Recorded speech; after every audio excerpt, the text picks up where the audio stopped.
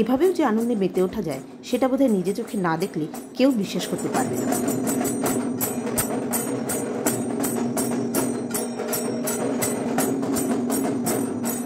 Hello বন্ধুরা, আশা করি তোমরা সবাই খুব ভালো আছো। তোমাদের ভালোবাসায় আমিও খুব ভালো আছি। 8ই মার্চ ছিল আমার গুরুদেবের মন্দিরের বাৎসরিক উৎসবের দ্বিতীয় দিন। সেদিন ছিল মন্দিরের গঙ্গা আবাহন পর্ব। তাই দুপুরবেলা 12টার সময় বর আর মেয়েকে সাথে নিয়ে আমি বেরিয়ে পড়লাম মন্দিরের উদ্দেশ্যে গঙ্গা আবাহন দেখব বলে। বাড়ি থেকে বেরিয়ে টোটো, তারপর ট্রেন, তারপর অটো, একটার পর একটায় চেপে আমরা অবশেষে পৌঁছে গেলাম মন্দিরে। মন্দিরের গেট থেকে শুরু করে তার দুদিক এবং মন্দিরটা উৎসবের জন্য খুব সুন্দরভাবে সাজানো হয়েছিল। মন্দিরে ঢোকার রাস্তার দুদিকটা প্রতি বছর খোলাই থাকে, কিন্তু এবার সেই দুদিকেও কাপড় দিয়ে ঘিরে দেওয়া হয়েছিল এবং সেখানে গুরুদেবের বিভিন্ন ফটো টাঙানো হয়েছিল। আসলে মহোৎসবের দিন এখানে যখন লাইন দিয়ে মানুষ দাঁড়ায় তখন রোদ থাকলে সবার খুব কষ্ট হয়। প্রতি বছর এই জিনিসটা উপলব্ধি করে হয়তো এবছর দুদিক ঘিরে দেওয়া হয়েছিল যাতে মানুষ একটু শান্তিপূর্ণভাবে এবং আরামে দাঁড়িয়ে প্রসাদটা গ্রহণ করতে পারে। ওপরে অনেকগুলো ফ্যানও টাঙিয়ে দেওয়া হয়েছিল। একটু দূরে দূরেই ফ্যান ছিল যাতে মানুষের প্রসাদ গ্রহণের সময় কোনো রকম অসুবিধা না হয়, বা মানুষ যখন আসবেও তখনও তাদের গরমে কোনো রকমের কষ্ট না হয়। দেখো, এখানে মহাভোগ বিতরণের আয়োজন করা হয়েছে। তার পাশে ছিল একটা বুক স্টল, যেখানে বিভিন্ন ফটো এবং গুরুদেবের মাহাত্ম্যের বিভিন্ন বই বিক্রি করা হবে। মন্দিরের একতলার বাইরের দিকটাও ফুল দিয়ে খুব সুন্দরভাবে সাজানো ছিল। মন্দিরের একতলাটা সাজানো হয়েছিল ভক্তদের নাম দেওয়ার জন্য, তাই সেদিন একতলাটা ফাঁকাই ছিল, কারণ নাম দেওয়াটা আগের দিনই হয়ে গেছিল। তাই আমরা মন্দিরে গিয়ে সোজা চলে গেলাম দোতলায়। দোতলায় গিয়ে আমরা আগে গুরুদেবের দর্শন করে নিলাম।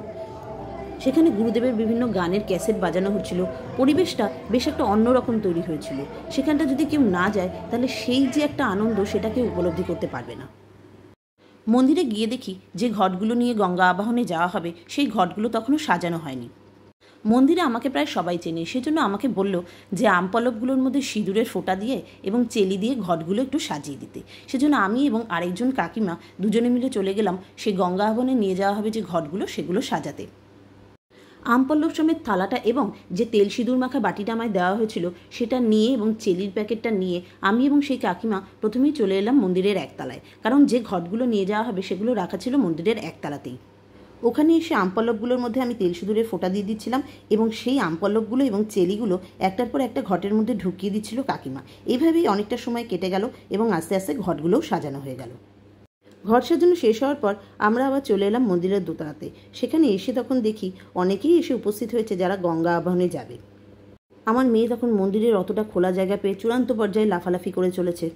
আসলে বাড়িতে তো এতটা খোলা জায়গা ও কখনো পায় না, সেজন্য মন্দিরে গিয়ে এতটা খোলা জায়গা দেখে ও সারাক্ষণ খালি দৌড়ে বেড়ায়।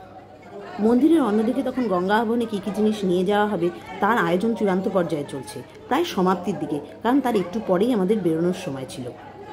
সময় যত এগোচ্ছে তত ভক্ত সমাগম বাড়তে লাগলো।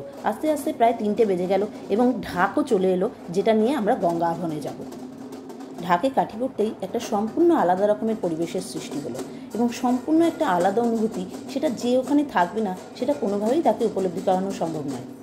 গঙ্গা আবাহনের প্রস্তুতি এবার শেষ হয়েছে। এবার শুধু গঙ্গা আবাহনের জন্য বেরোনোর অপেক্ষা। তার আগে ঢাকের তালে তালে সবাই নিজেদের মতো করে আনন্দে মেতে উঠল। এ যেন সম্পূর্ণ একটা আলাদা পরিবেশ।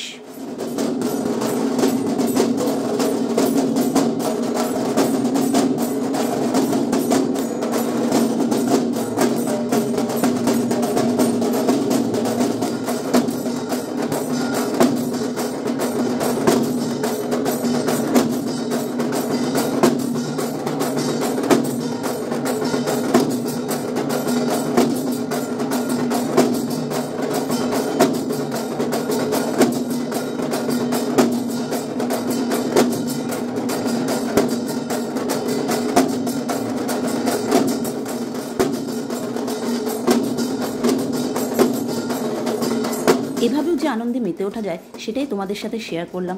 আজ এই পর্যন্তই রইল। সম্পূর্ণ গঙ্গা আবাহনটা অন্য একটি ভিডিওতে তোমাদের সাথে শেয়ার করব। কেমন লাগলো তোমাদের আজকের এই ভিডিওটা সেটা কিন্তু অবশ্যই আমাকে কমেন্টসে জানিও। আর যদি ভিডিওটা তোমাদের ভালো লেগে থাকে তাহলে অবশ্যই আমার এই আনন্দের অনুভূতিটা সবার মধ্যে ছড়িয়ে দিতে একটু দ্বিধাবোধ করো না। আজ এই পর্যন্তই রইল। এখন আসি, টাটা।